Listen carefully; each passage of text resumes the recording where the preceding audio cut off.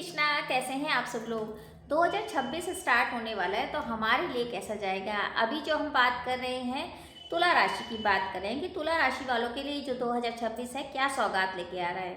राशिफल स्टार्ट करने से पहले हमेशा की तरह ये राशिफल आप चंद्र राशि के अकॉर्डिंग देखिए।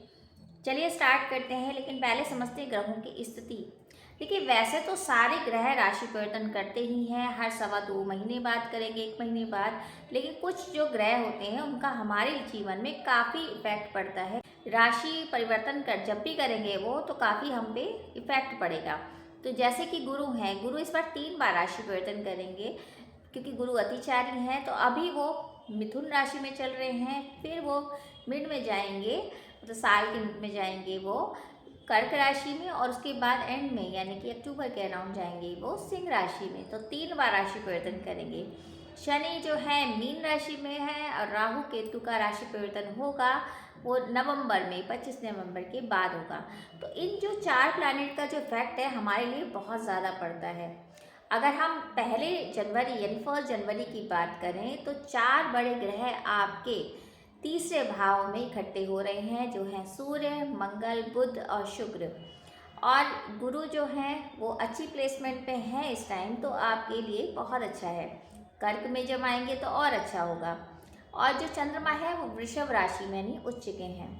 तो अब इन आपके लिए ये पूरा साल कैसे जाने वाला है। देखिए, जो 1 जनवरी को जो प्लैनेट होते हैं उसका इफेक्ट बहुत ज़्यादा हमारे जीवन में पड़ता है। तो ये सारे हैं पराक्रम में यानी तीसरे भाव में इकट्ठे हैं। तो ये जो साल है ना, ये मेहनत का साल आपका होगा, क्योंकि पराक्रम में वृद्धि होगी, मेहनत से आप बहुत कुछ कर पाएंगे।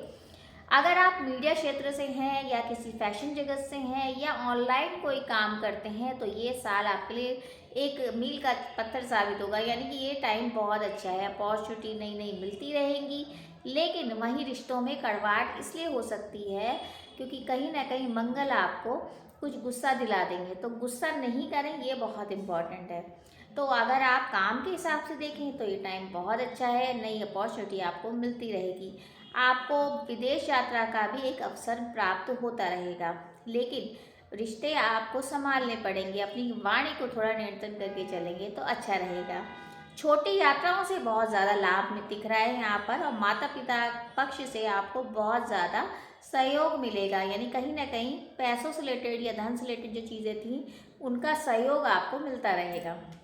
अगर आपकी संतान की बात करें तो संतान से भी आपको खुशखबरी मिलेगी, बस उसके स्वास्थ्य का आपको ध्यान रखना पड़ेगा।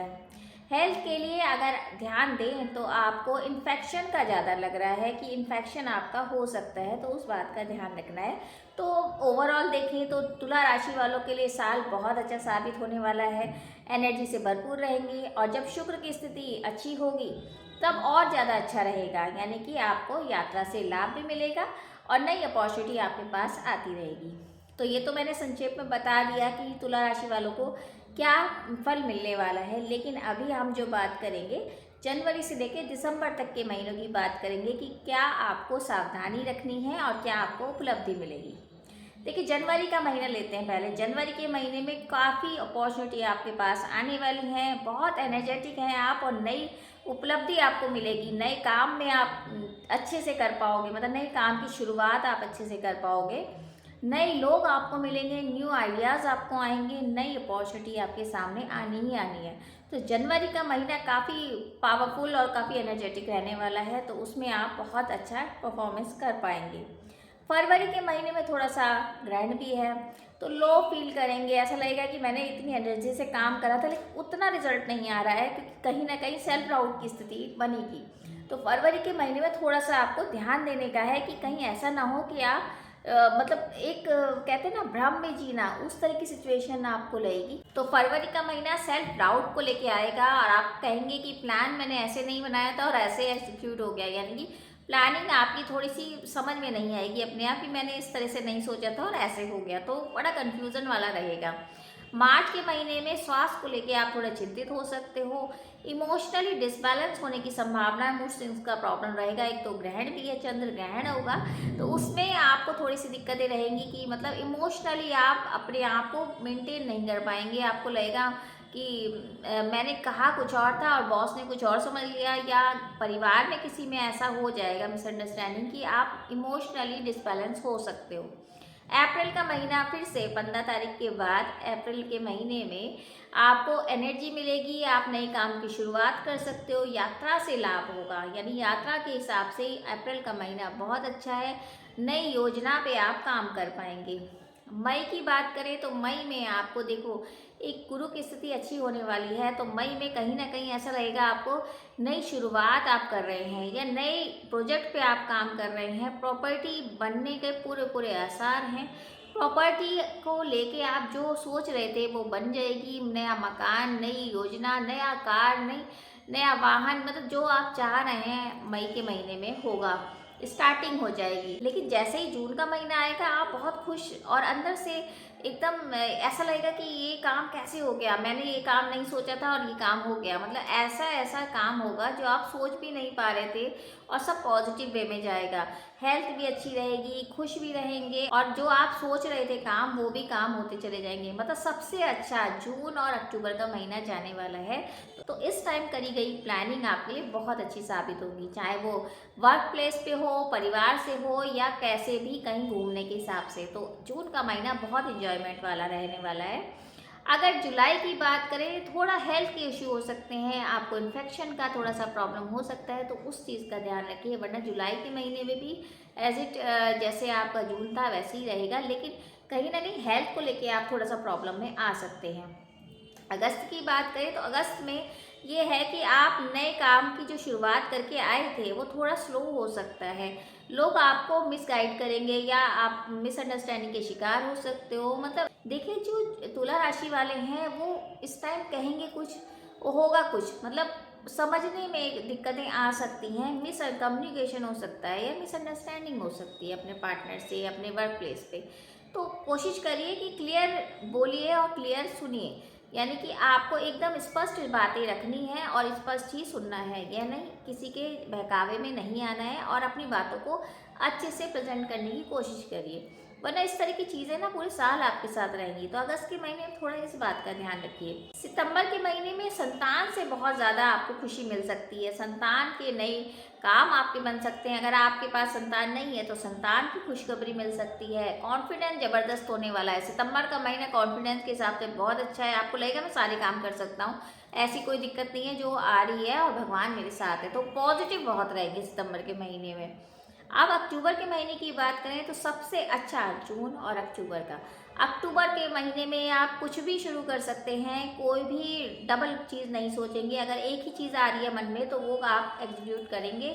आपके अंदर एक जज्बा होगा काम करने का। अक्टूबर के महीने में जो भी आप प्लानिंग कर रहे हैं वो काम आप कर पाएंगे। यानी अक्टूबर का महीना सबसे बेस्ट और जून का महीना सबसे बेस्ट।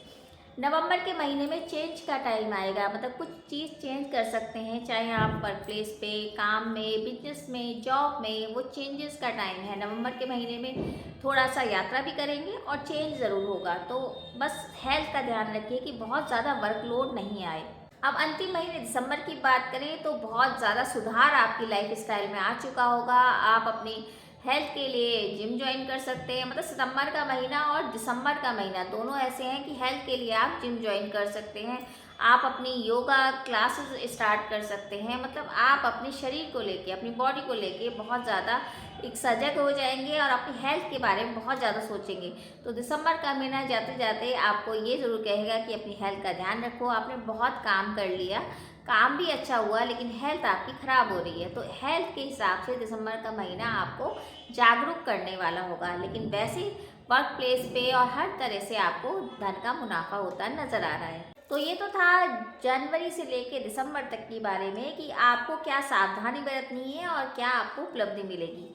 बाकी ये गोचर करना है, तो अगर आपको कुंडली का विश्लेषण कराना है आप कमेंट्स बॉक्स में मैसेज कर सकते हैं, क्योंकि ये एक बेसिक जनरल प्रेडिक्शन है।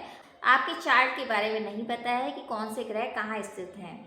तो अब करते हैं उपायों की बात। उपायों के लिए सबसे पहले आपको विष्णु सहस्त्र नाम का पाठ करना है और महालक्ष्मी के मंत्रों का जाप करना है। छोटी कन्याओं को सफ़ेद चीज़ों का दान करिए या उनको खीर का भोग लगाएंगे तो बहुत अच्छा रहेगा। बाकी कलर आप लाइट शेड पहन सकते हो, डार्क कलर अवॉइड करेंगे तो ही आपके काम में बरकत रहेगी। बस इतने उपाय करिए, बाकी ये साल आप ही का साल है, आपके लिए बहुत उपलब्धि लेके आ रहा है। बाकी अगर आप यही उपाय करते हैं तो जो कष्ट आने वाला होगा वो कष्ट भी दूर हो जाएगा। तो उम्मीद है छोटी सी जानकारी आपको अच्छी लगी होगी। बाकी यही उम्मीद करी जाएगी ये 2026 आप सबके लिए बहुत अच्छा जाए, सारी मनोकामना आप पूर्ण हो। और अगर आपको छोटी सी जानकारी अच्छी लगे तो वीडियो ज़रूर शेयर कीजिए। तो आप सभी को नववर्ष की हार्दिक शुभकामनाएं। Wish you very very happy new year. जय श्री कृष्ण।